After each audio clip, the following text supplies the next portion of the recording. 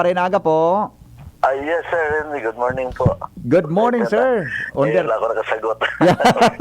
Okay lang, sir. Oo, sir. Opo. Yeah po, no problem. Nag-text ba ako sa imong kasubagot ta? Nagmahon ako kainin na lima tang mga barangay digdi po sa Albay, Sa Albay. and sa Bicol region dakol na mga barangay man.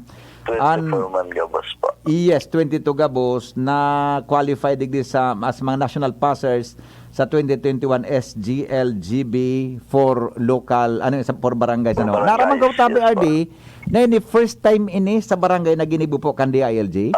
Opo, actually, Sir Henry, pilot testing pa lang po ito. Dalawang magkasunod because nasa pandemic isa yung tool na ginagamit to evaluate the LGU sa barangay. Pig test po sa mga barangay na ini. Opo. We requested sarong barangay po kada munisipyo na nominee kang bawat munisipyo.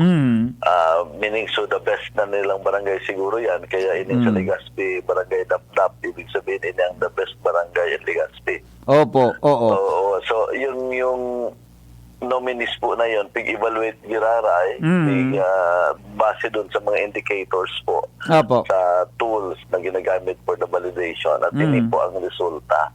After this, I think lahat na ng barangay po i-evaluate na kayo. Ay, very good. SGLGB po. Opo. Yes, very good. Ini po na tool mga indicators na ginamit tabi RD sa barangay. Ini man sa pareho po nga pigagamit sa mga probinsya, syudad o sa munisipyo o iba man? Medyo iba sila pero basic yung applicable lang po sa barangay. Like yung mga functionality po, igwa ba sila ng mga anti-drug abuse council, yung mga barangay tanod ba nila trained or professional man lang malaman. Mga ganun po, solid waste management committee. Opo. Mga kung disaster prone, may mga rain gauge ba para to monitor flooding, mga ganyan po. Na mga basic requirement na dapat na-organize ka sa rong barangay. Yes. Yun po ang nasa indicators kay ining search na yun. Ano po sir ang expected output? Siyempre kung ma-evaluate kang gabos na barangay, ano ang inaasahan na output ka ini?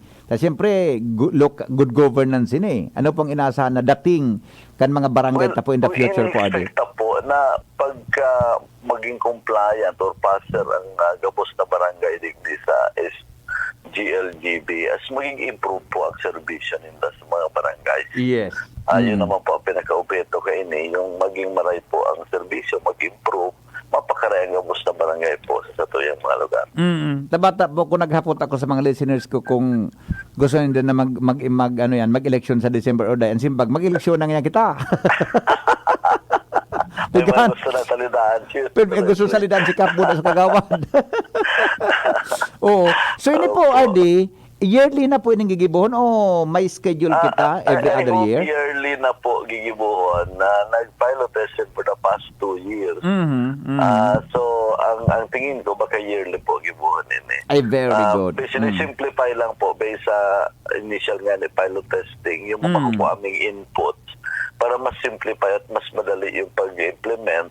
As in, mag-ensure naman po yung quality ng validation at evaluation po sa yung mga barangay. Opo. So, ano ang ipag-evaluate kayo ni RD? Po sa local hanggang national, may nag-evaluate po? Opo, initially, yung pighagad sa munisipyo muna through our DILG officer. Pig-validate po ng sarong grupo sa provincial.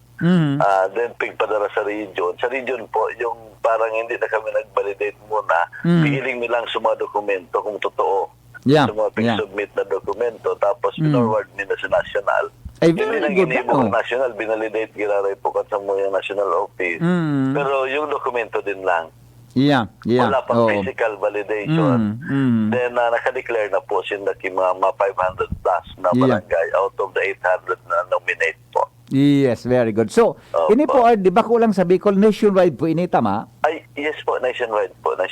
Very good. Saro talaga yun sa pagi para ma-improve taan governance po pag-abot sa barangay. Same with the other LGUs. Yes. Sa LGUs po, nainot na at I think ngayon na full implementation na naman kita kang SGLG talaga para sa mga probinsya, syudad at munisipyo po. Oo. Magayon pa lang po, Ardit, na may mga template na may mga core competencies ng Yes. pig-iling sa Yeah, barangay. at least standardized po yung pag-iiling sa mga barangay. Iyon. Ano yung mga applicable po sa inda, doon tayo i-evaluate sila. So at least ang mga barangay, manaraman kung Yeah. ano pala dapat ang focus nila ng mga programa as in activities po sa inda mga barangay. Yeah, so may gigibuho na sumakuan ka na lang gari masunod ka na lang po Adi, di ba? Iyo po, dagdag Oh. na lang nila sa side ng mga innovations man, mga naisip man nilang proyekto sa programa. Yeah. Yun na po, Opo, kumpara ka ito na talagang gari ora kay ano man ang gari nga pwedeng hiling dapat sunod kundi ma-implementar ka lang ang gusto mo sa barangay mo. Kung ano lang gusto po, at least yun medyo may guide po sila kayo. Opo. Di ba ini sir na ano yun seal of good governance? Maski isip ang presidente na nagtutukop, continue pa ang project na yun, di ba?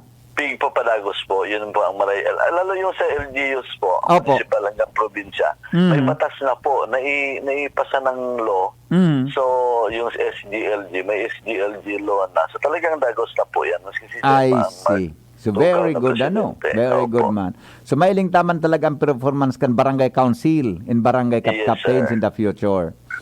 Tama po. Oo. Ang pag-evaluate kay ni RD, gabos halimbawa nga okay na gabos siya evaluate o kay puan mo na mag-apply o something. Paano pagpili? Sa tingin ko po, sa level po ng probinsya, sa Muyang DILG, may ugamos po i-evaluate. Ayo. Kasi may basic checklist naman lang po na iilingon. Then yung nakakompleto kang gabos na requirement, i-validate po kung totoo, kung functional ba talaga.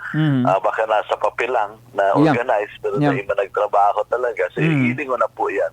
Yung regional po, siguro mga random validation. At ang sabi ng national, out of the nominees or yung nanalo sa regional, na ipapadarami sa national, magkukonak din sila ng random validation. Pero ang barangay lang. Opo. Pero ini po Kada lugar. pero ini pong 22 tama ba 22 sa Bicol? 24 po, 24 sa 24. Bicol. National Opo. awardees na po ini at RD Ito na po yung naipasa sa national. National. Winners na po sa national. Sinakonsidera sa ng national passers, national awardees. Yes po, sir. Very Opo. good. Opo. RD, salamat na maray po sa pagsimbag Yes, na po ko sir. na aga. Salamat din.